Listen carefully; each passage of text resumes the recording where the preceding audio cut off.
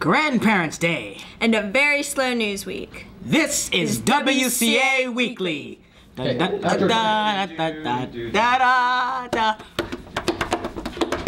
we doing? Yeah. Oh!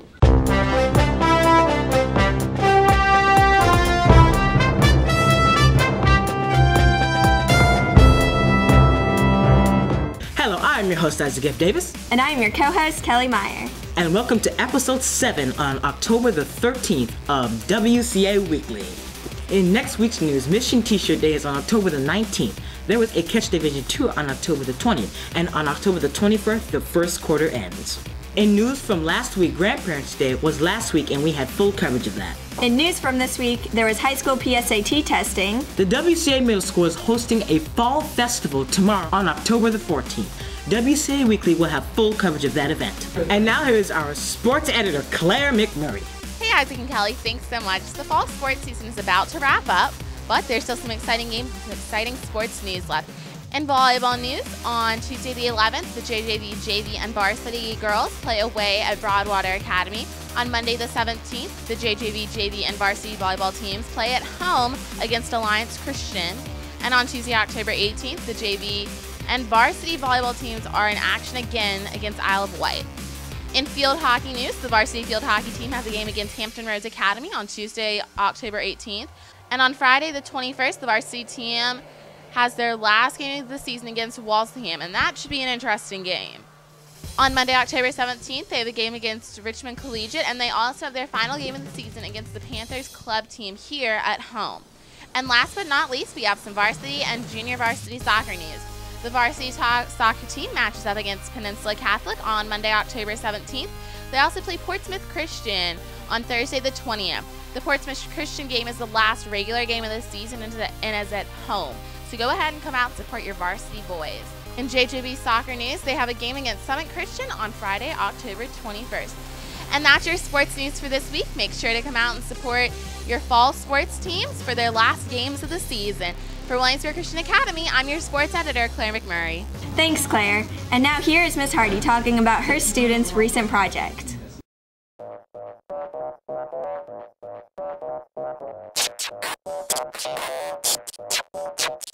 I'm Melissa Hardy. I teach high school Bible, and as part of each of my projects I like to do assessments that are a little different than just the standard test, and so we do a lot of projects, a lot of art, a lot of things like that.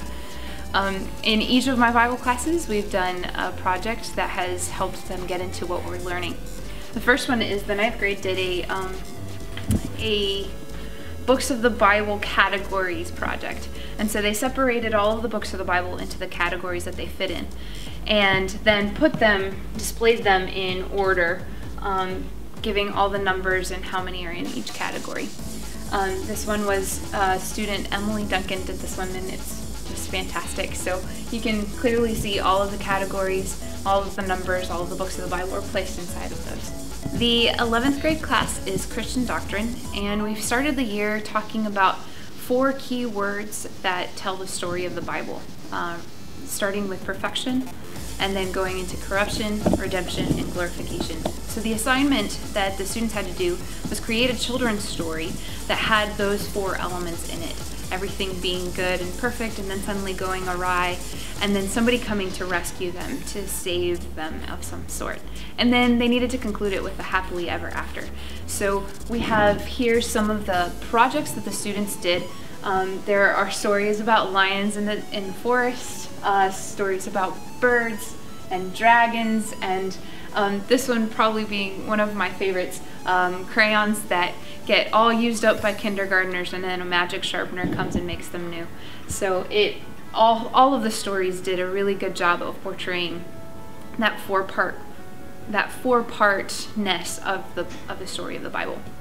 The last Bible class I teach is the 10th grade New Testament studies, and the first project that we did was actually to do an overview of the entire Old Testament.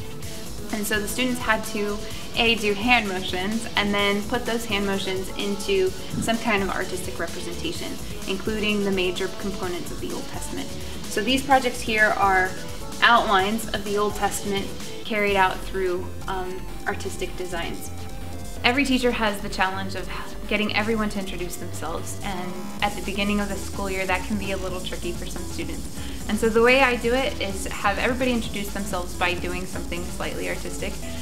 They each got a me, at which they needed to represent themselves using no words, or only symbols or pictures of some sort. And so everybody did 8 to 10 things that represent who they are, and then put it on this little me. Then I used those to kind of play games and get to know everyone by guessing whose me belonged to whom. So this is the wall full of me. Before we go, don't forget to subscribe to our channel so you can be the first to view any new video or anything else that we post. Also, if you have any comments or questions about the show, you can email us at wcaweekly@gmail.com. You can also like us on Facebook by clicking here or going to www.facebook.com/WCA Weekly. Thanks for watching, And we'll see you next week. Bye.